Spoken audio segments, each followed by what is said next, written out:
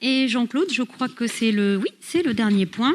Alors c'est le retour, j'ai envie de dire, du document unique, puisque vous vous rappelez, on avait eu déjà ce point-là au dernier conseil, et je vous avais proposé qu'on se laisse un petit peu plus de temps pour pouvoir se retrouver en commission, pouvoir vous laisser le temps de poser des questions à Alexandra, notre directrice RH, et qu'on puisse se revoir au cours d'une commission pour que vous puissiez à nouveau aller plus loin dans ce document et dans sa compréhension surtout et sur vos remarques, parce que c'est un document important. Et donc, nous voilà ce soir pour, après plusieurs allers-retours, pouvoir le voter. Mais je te laisse présenter ça. Mais ce que j'ai envie d'ajouter, c'est que voter un document unique, c'est pas voter un document figé. Ça, c'est très important. Je crois que ce que j'ai envie, avant que Jean-Claude prenne la parole, c'est de dire que d'abord, je remercie les agents, Alexandra bien sûr, Emmanuel bien sûr, mais pas que, parce que vous l'avez vu, dans la construction de ce document, on a fait appel aussi aux agents et aux... Je pense que non. Oui, d'accord. Et du coup, on n'a pas seulement travaillé tout seul, on a été chercher ceux qui sont sur le terrain et qui vivent tous les jours, ce pourquoi ce document unique existe, c'est-à-dire la sécurité et la santé de nos agents. Donc, je les remercie pour s'être impliqués, je les remercie pour ce travail qui a été complexe, puisqu'il y avait beaucoup de choses à revoir, puisque vous l'avez vu, ce document unique n'avait pas été revu depuis un certain nombre d'années. Donc, il y a eu pas mal de choses qui ont été actées et un plan d'action qui a été très détaillé.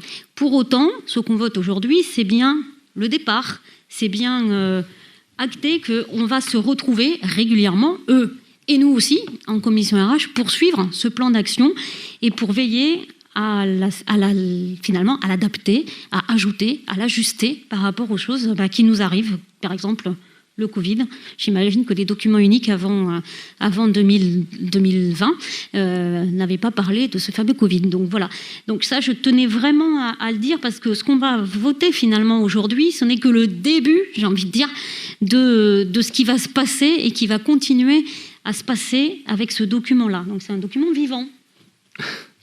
Oui, j'ai pas grand-chose à rajouter, si ce n'est que je pense que vous avez tous été mis à contribution pour pouvoir faire vos remarques. Monsieur Burnou, vous en avez fait, on y a répondu. Madame Dubout, on a eu un échange assez constructif, je pense, lors de notre commission RH. Vous aviez des interrogations, je ne sais pas si on a répondu à toutes, mais au moins ça a eu le mérite de pouvoir les poser. C'est un document de départ, on va dire, c'est un document T0. Aujourd'hui, on vous demande d'autoriser Madame la maire à signer ce document-là, c'est très clair. Après, je reprends certaines remarques qui nous ont été faites. Madame Dubois, vous le disiez, entre autres, qu'il y avait des cases qui avaient été identifiées, mais sur lesquelles on n'avait pas apporté de réponse. Je pense que c'est tout le but de ce genre de document, où il faut, comme il va vivre, il va falloir le remplir. Effectivement, on n'y a pas mis le Covid, mais est-ce qu'il était judicieux de mettre un chapitre Covid sur ce document unique? Je pense pas. On n'avait pas assez de retours d'expérience et on vit encore une pandémie qui n'est pas malheureusement finie, et il est bien délicat de pouvoir faire une approche constructive dans ce document-là. Donc le document a été fait, comme Madame le maire vous l'a rappelé, il n'a pas été fait tout seul. C'est pas le fait d'un tout petit groupe, c'est vraiment l'ensemble des agents qui ont été sollicités, et avec le concours de l'ACFI, donc on a quand même bien travaillé avec des gens, compétents, des gens qui maîtrisaient bien leur sujet. On est arrivé à ce document unique qui est une base de départ, qui va sûrement vivre, qui va sûrement être agrémenté. Il y a peut-être des choses qui vont disparaître, parce qu'on va s'apercevoir qu'elles n'ont pas lieu d'être, ça peut arriver aussi, pourquoi pas. Mais je pense qu'il va y avoir des ajouts. Donc voilà un petit peu où on en est. Ce qu'on vous propose, il avait été proposé de le voter, d'accepter la signature au mois de janvier dernier. Il était clair que c'était un peu court pour que vous puissiez en prendre connaissance. Un mois après, je pense que tout le monde a fait, non pas l'effort, mais a fait ce qu'il fallait pour en prendre connaissance et apporter ses ajouts, ses conclusions, ses remarques. Maintenant, si vous avez des questions, il n'y a aucun souci.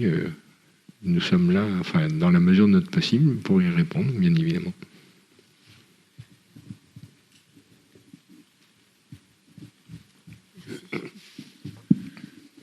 À ce stade, il n'y a plus de questions parce que, comme vous avez dit tout à l'heure, on a largement échangé. C'était plutôt intéressant et respectueux. On a tous connaissance des documents uniques et on connaît le travail que ça impose et implique. On est d'accord, ça s'inscrit dans la durée. Moi, j'aurais juste 2 remarques à la lecture de la note explicative. Je me permets de reprendre, et je pense qu'on n'a peut-être pas assez insisté quand on était... L'idée, c'est pas de refaire la commission, on est bien d'accord. Mais du coup, c'est écrit et ça se transcrit. Ce qui est écrit, je vais vous le dire, c'est pour chaque unité de travail, identifier et évaluer les risques. Je trouve qu'il manque un mot, et je pense que c'est le reflet un peu de ce qui nous a un peu manqué dans notre débat. Et moi, je rajouterais les dangers.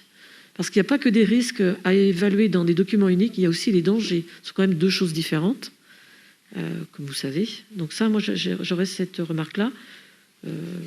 Voilà. Et puis, parce que c'est vraiment 2 choses, hein, risque et danger.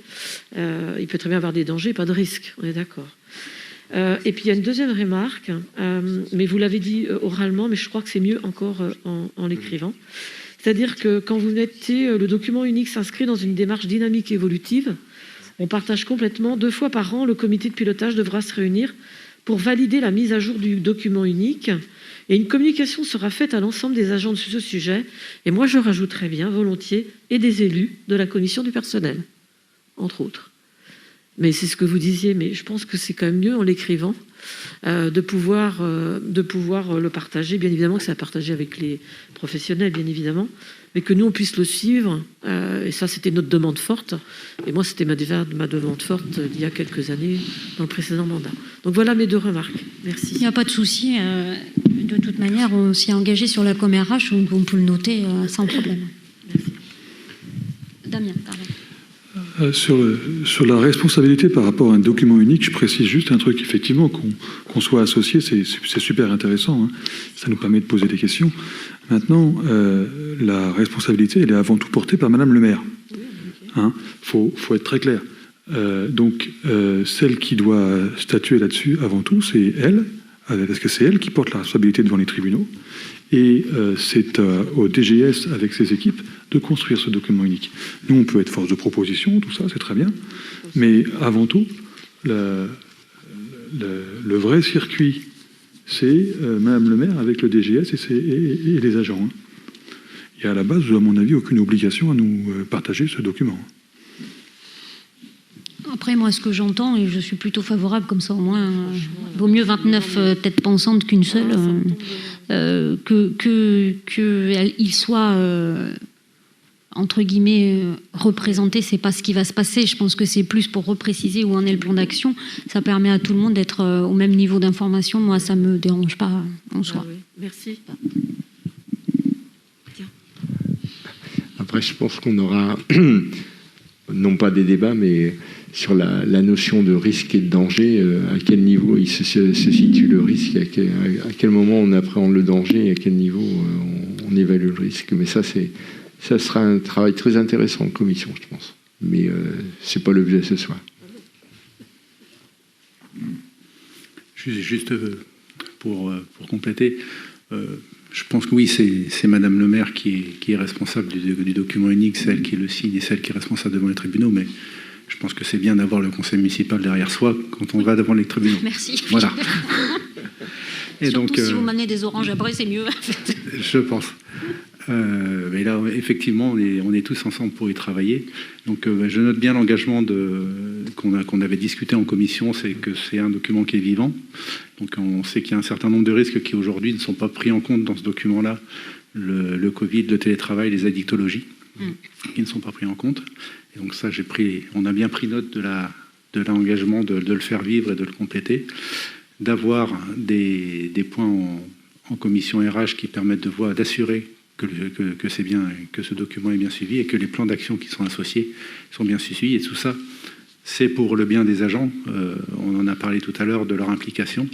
Et cette application doit avoir le soutien et l'attention qu'elle mérite.